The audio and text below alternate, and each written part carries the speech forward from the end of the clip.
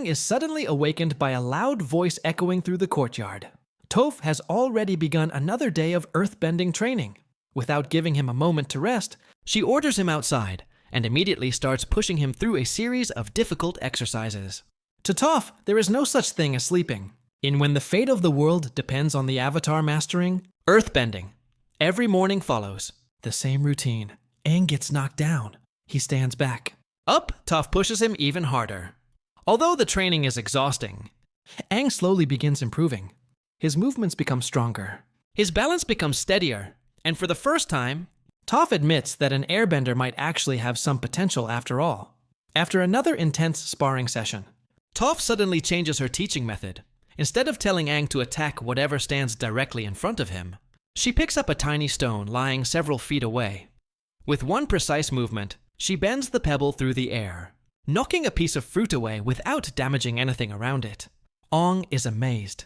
He has never seen such incredible precision. Curious, he asks Toph to teach him how to do the same.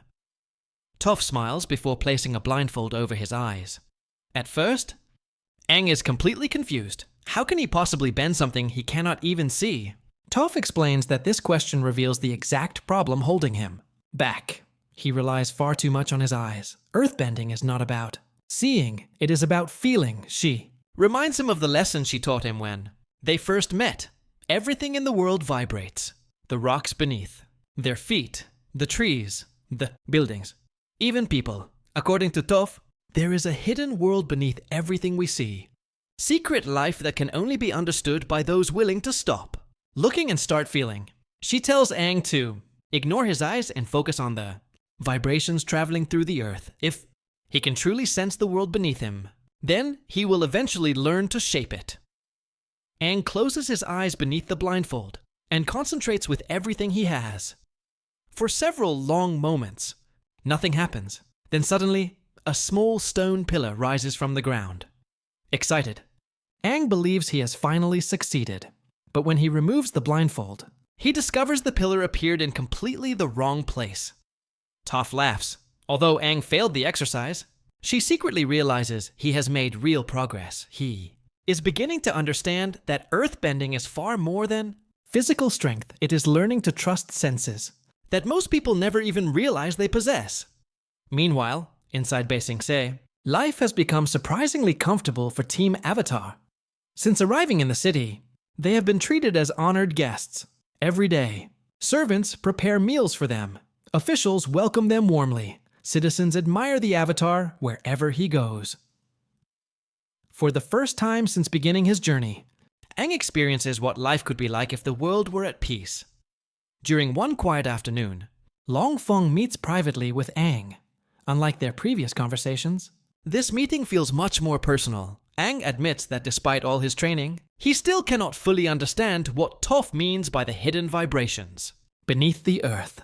Long Feng listens carefully.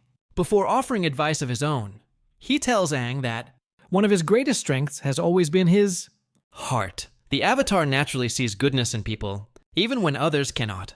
According to Long Feng, perhaps Aang should stop trying to force himself to see the world differently. Instead, he should trust the compassion that has always guided him. The words comfort Aang. For the first time in days, he feels someone truly understands the pressure resting on his shoulders. He begins viewing Long Feng not simply as an important government official, but as someone he can genuinely trust. At that very moment, however, elsewhere inside Ba Sing Se, other members of Team Avatar are beginning to uncover secrets that may completely change how they see the city. While Aang continues adjusting to his new life inside, Ba Sing Se, the rest of Team Avatar, begins noticing that something about the city doesn't feel right. Although everyone appears happy, there are questions that nobody seems willing to answer. Determined to learn more, Sokka and Katara decide to visit Professor Zay, one of Ba Sing Se's most respected scholars.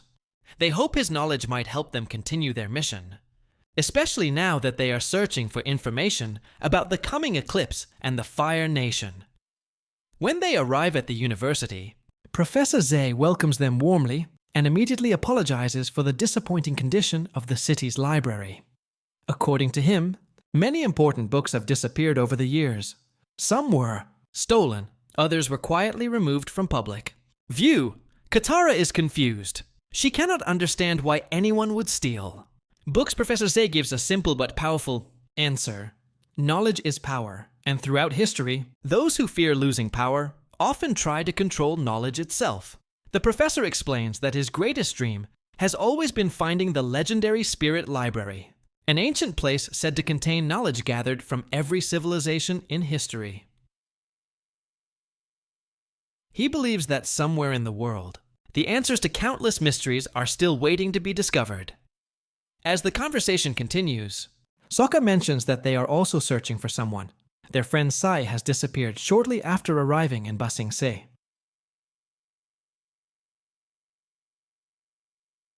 At first, Professor Zay simply listens.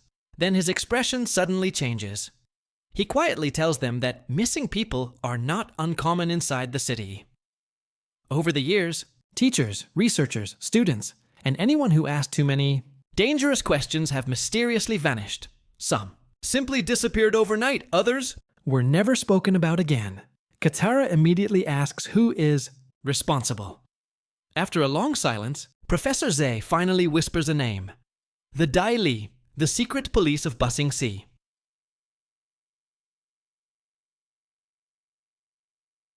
Although they officially serve the Earth King, many people believe they answer to someone else entirely. Realizing he may have already said too much, the professor quickly ends the conversation. But before leaving, he gives Team Avatar one final warning. If Sai has truly been taken by the Dai Li, then everyone connected to him could already be in danger. Meanwhile, another important story unfolds across the city. Zuko continues working quietly at the tea shop alongside Uncle Iroh. Life has become peaceful. Customers enjoy Iroh's tea. Business is growing for the first time in years. Zuko is living without constantly looking over his shoulder. One afternoon, while visiting the market, Zuko unexpectedly runs into Jet. Jet immediately recognizes him despite the new haircut and the simple clothes. He jokingly calls him Lee and reminds him of the adventure they shared. During the ferry journey, Jet explains that he has started making new connections inside Ba Sing Se.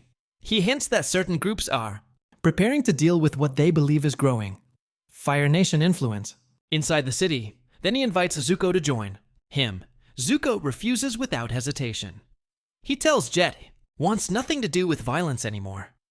But Jet isn't ready to give up. He points toward a district where refugees from the Fire Nation have been allowed to settle. According to rumors spreading through the city, those former Fire Nation citizens are responsible for a recent fire. Many people now believe they cannot be trusted. Jet says a group of angry citizens plans to confront them that very evening. He asks Zuko to stand beside him once again. Zuko refuses a second time. Before walking away, he asks one simple question. What happened to your friends? Jet lowers his eyes. He quietly admits they no longer see the world the way he does. For the first time, Zuko realizes that even Jet has begun losing the people closest to him because of his obsession with revenge. As the sun begins setting, tension slowly spreads across another part of the world, far from Ba Sing Se. Princess Azula receives unexpected news. The massive Fire Nation assault on Ba Sing Se has been postponed indefinitely. Messenger explains that the order came directly from Fire Lord Ozai himself.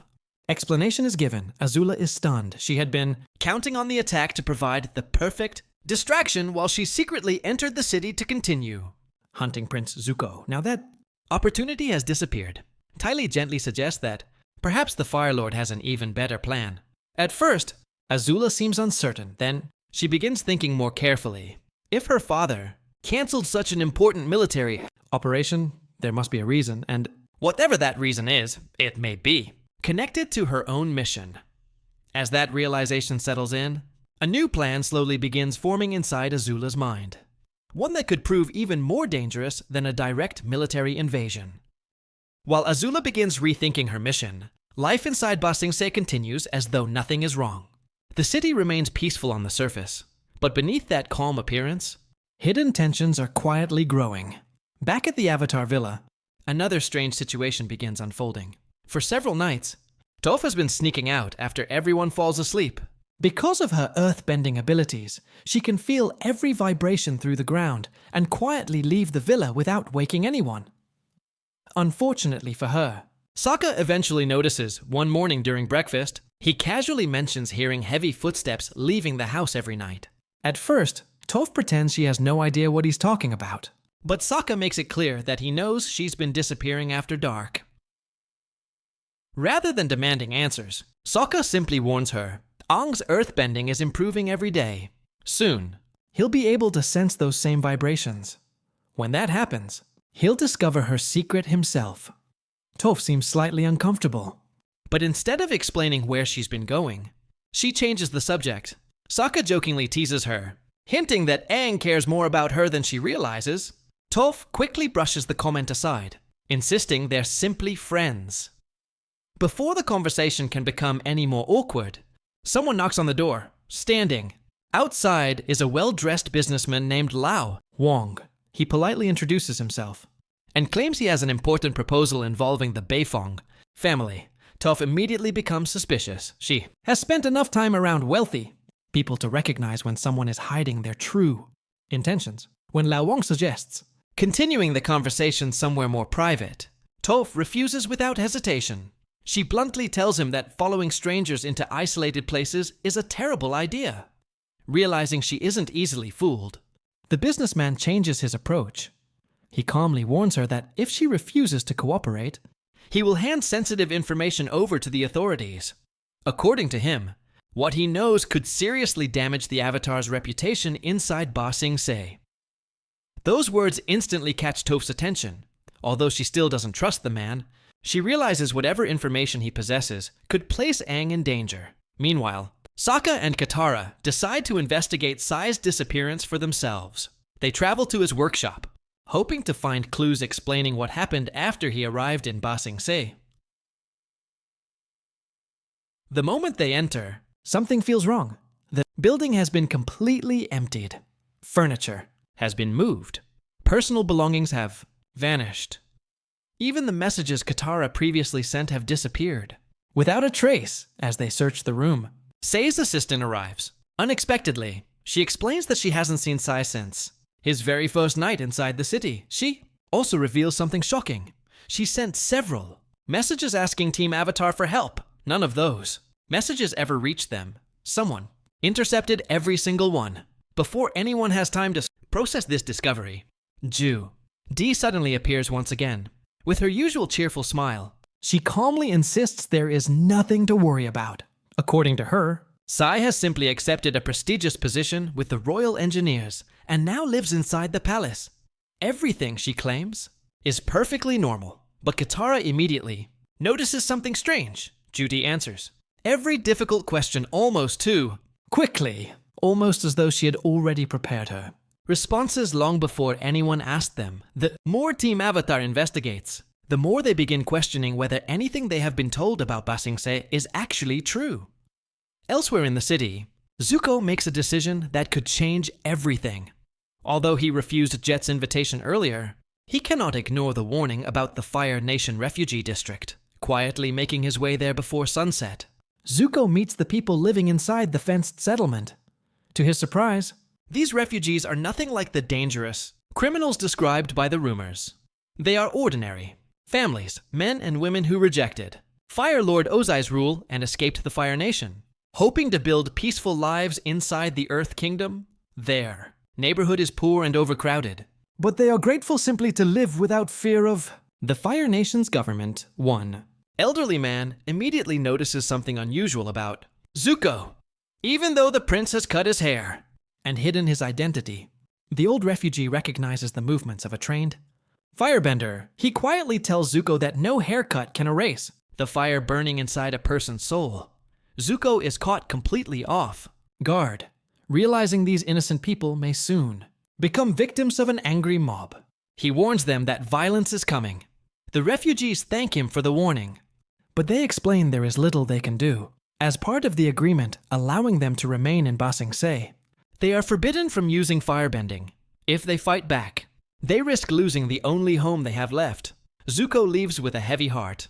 Once again, he finds himself caught between two worlds. The Fire Nation no longer feels like home, yet the Earth Kingdom still refuses to accept people like him. For the first time in his life, Zuko begins asking himself a difficult question. If he no longer belongs to either nation, then where does he truly belong?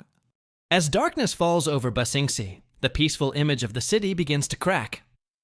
Deep inside the Fire Nation refugee district, families quietly gather inside their small homes after hearing rumors that an angry mob is marching toward them.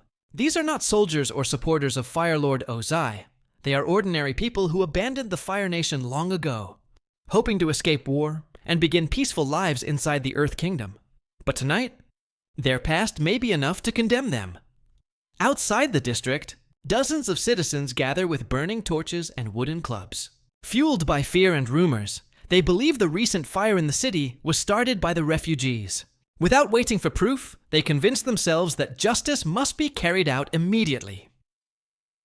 Leading the crowd is Jet. Still haunted by everything the Fire Nation has done to his family, Jet sees every Fire Nation citizen as a possible enemy. To him, the fire is simply another reminder that they can never be trusted. Hidden nearby, Zuko watches the crowd grow larger with every passing minute. Earlier that day, he had warned the refugees that violence was coming. They thanked him for the warning, but refused to fight back. Their right to remain in Ba Sing Se depends on obeying one strict rule. They must never use firebending, even if their own lives are in danger. Watching the frightened families prepare to face the mob without, defending themselves reminds Zuko of everything he has witnessed.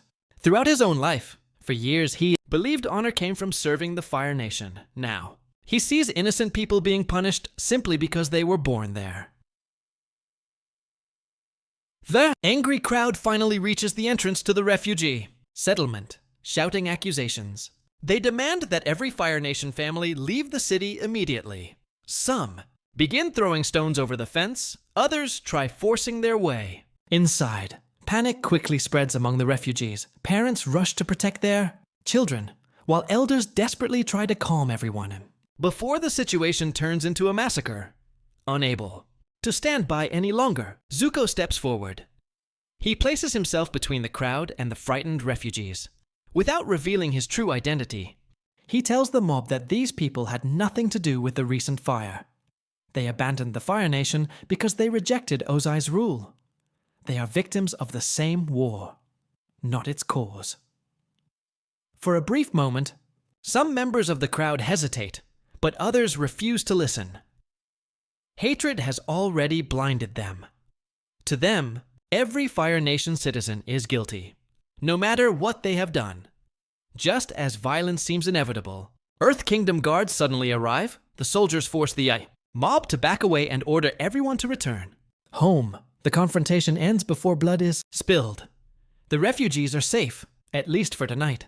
The elderly Fire Nation man who first recognized Zuko quietly thanks him. He tells the young man that protecting innocent people requires far greater courage than seeking revenge. Those simple words remain with Zuko long after he walks away. Meanwhile, across the city, Team Avatar continues discussing everything they have learned. Sai has disappeared. The Dai Li are watching them. Messages have been intercepted. Officials keep changing their stories. No one inside Ba Sing Se will openly admit that the 100-Year War even exists. Sokka finally says what? Everyone has been thinking. Someone inside this city is controlling information. Katara agrees. She points out that every answer they receive only creates even more questions. Instead of getting closer to the truth, they seem to be walking deeper into a carefully constructed illusion. Aang struggles to accept that possibility. He has spent his entire life believing that people are fundamentally good. Even now, he wants to believe that Long Feng and the city's leaders are trying to protect everyone. But the evidence is becoming harder to ignore. For the first time since arriving in Ba Sing Se, Aang begins questioning whether the city he admired is really what it appears to be. Outside, the lights of Ba Sing Se continue shining peacefully through the night. Citizens enjoy quiet dinners. Markets slowly close for the evening. Music drifts through the streets. To anyone looking from the outside, the city appears calm and secure. Yet beneath that peaceful surface, your secrets continue growing. The Dai Li are watching. Long Feng is always one step ahead. Sai remains missing. And somewhere inside the palace, answers are waiting for the Avatar. What Team Avatar doesn't yet realize is that uncovering those answers will place them in greater danger than any battle they have fought so far. The following morning, Team Avatar gathers once again inside the Avatar Villa. Although everyone is together, the atmosphere is very different from when they first arrived in Ba Sing. See, the excitement is gone. In its place is uncertainty. Every clue they have uncovered points toward the same conclusion. Someone inside the city is carefully controlling information. Aang tries to remain hopeful. He reminds everyone that they still have an opportunity to meet the Earth King. Once they speak to him directly, they can explain everything about the Fire Nation, Sai's disappearance, and the strange behavior of the Dai Li. But Sokka isn't convinced. He points out that every attempt to reach the Earth King has been delayed by another official. Another ceremony, or another excuse. The more they wait, the more impossible that meeting seems to become. Katara agrees. She reminds Aang that people keep disappearing. Messages are intercepted before reaching their destination. And every difficult question receives the exact same, carefully prepared answer. Nothing inside Ba Sing Se happens by accident. Toph quietly listens without saying much. Instead of arguing, she places one foot against the floor and concentrates the vibrations traveling beneath. The villa tell her that guards are constantly moving around the property. Some patrol openly, others remain completely still for long periods, almost as if they are watching the house itself. She calmly tells the others that they are not as free as they believe, whether they leave the villa or remain inside. Someone always seems to know where they are. The realization sends a chill through the room. Meanwhile, across the city, Zuko cannot stop thinking about the refugees he protected. The night before, the fear he saw in their eyes reminds him of his own childhood. For years he believed the Fire Nation was bringing order to the world. Now he has witnessed innocent Fire Nation, families living behind fences, rejected by the country they fled to, and unable to return to the one they escaped. He begins questioning everything he was taught growing up at the Jasmine Dragon tea shop. Uncle Iroh notices that his nephew has become unusually quiet. Rather than asking direct questions, Iroh simply prepares tea and waits. Eventually, Zuko admits that he no longer understands where he belongs. He tells Iroh that everywhere he goes, he feels like an outsider. The Fire Nation sees him as a traitor. The Earth Kingdom would reject him if they learned his identity. For a moment, Zuko wonders whether he will ever truly have a home again. Iroh smiles gently before reminding his nephew that a person's destiny is not decided by the nation where they were born. It is decided by the choices they make. Those words stay with Zuko long after their conversation ends elsewhere. Princess Azula continues developing a new strategy. With the planned assault on Ba Sing Se cancelled by Fire Lord Ozai, she realizes brute force is no longer the answer. If the city cannot be conquered from the outside, then perhaps it can be taken from within. Rather than expressing frustration, Azula studies maps, intelligence reports, and the city's defenses. Every setback simply becomes another puzzle waiting to be solved. Tai. Lee watches quietly as Azula pieces together a completely different approach. She has learned that whenever the princess becomes unusually calm, it usually means she is preparing something far more dangerous than anyone expects. Back inside Ba Sing Se, Team Avatar finally accepts that waiting passively will accomplish nothing. If they truly want answers about Sai, the Dai Li, and the strange secrets hidden throughout the city, they will have to begin their own investigation. No more relying on official explanations. No more accepting polite reassurances. The truth is somewhere inside Ba Sing Se. And from this moment forward, Team Avatar is determined to uncover it, no matter who stands in their way. Little do they know, every step they take toward that truth is bringing them closer to a conspiracy that reaches the very heart of the Earth Kingdom. As Team Avatar finishes discussing everything they have discovered, one fact becomes impossible to ignore. Ba Sing Se is hiding something. The city may look peaceful on the outside, but beneath its beautiful streets and towering walls lies a system built on secrecy, surveillance, and control. Aang still wants to believe there is a simple explanation. He hopes that once they finally meet the Earth King, everything will become clear. But Sokka isn't willing to wait any longer. He reminds the group that every clue points toward the Dai Li Datsai disappeared. After arriving in the city, Professor Zay warned them about people who vanished. After asking too many questions, their messages were intercepted, and every official they met seemed determined to keep them away from the truth. Katara agrees, and she tells Aang that trusting people is important, but trust should never replace common sense. If they continue accepting every explanation without asking questions, they'll never discover what's really happening inside Ba Sing Se. For the first time since arriving, Aang realizes his friends may be right. He has been so focused on mastering earthbending and preparing to meet the Earth King that he failed to notice the warning signs surrounding them. Meanwhile, Toph quietly smiles. She admits she sensed from the beginning that something about the city felt wrong. The vibrations beneath the streets never lied. Every movement, every patrol, every hidden tunnel. The ground itself seemed to whisper that Ba Sing Se was hiding countless secrets beneath its peaceful surface. Far across the city, Zuko continues serving tea beside Uncle Iroh. Customers come and go throughout the day, unaware that one of the Fire Nation's most wanted princes is standing only a few feet away. For the first time in years, Zuko begins appreciating the quiet life he and Iroh have built together. There are no battles, no royal commands, no impossible expectations, only honest work and peaceful conversations. But deep inside, he knows this calm cannot last forever. His past will eventually catch up with him, whether through Azula or through fate itself. Elsewhere, Princess Azula studies a detailed map of Ba Sing Se. Although the Fire Nation's attack has been postponed, she refuses to believe the mission has failed. Instead, she begins searching for another path into the city, one that does not require an army.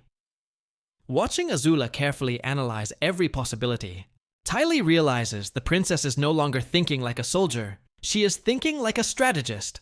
If force cannot open the gates, then deception might. Back inside Ba Sing Se, Team Avatar reaches an important decision. Instead of waiting for officials to reveal the truth, they will uncover it themselves. Their first objective remains finding Sai. If the inventor truly disappeared after being taken by the Dai Li, then discovering what happened to him may expose everything the city has been trying to hide. Aang looks at each of his friends. They have crossed frozen oceans, survived dangerous deserts, escaped countless enemies. Now, their greatest challenge may not be fighting powerful benders. It may be uncovering a conspiracy hidden behind smiling faces and polite words. As the camera rises above the massive walls of Ba Sing Se, the city appears peaceful once again. Citizens continue their daily routines. Merchants open their shops. Children play in the streets. Everything looks perfectly normal. Yet somewhere, beneath that peaceful surface, the Dai Li continue. Watching, Longfeng continues. Pulling invisible strings, Azula continues, planning her next move. And Team Avatar has unknowingly taken its first steps toward one of the greatest mysteries of their entire journey. Their battle is no longer only against the Fire Nation. It is now a battle to uncover the truth. And the deeper they dig into Ba Sing Se's secrets, the more dangerous their mission is about to become.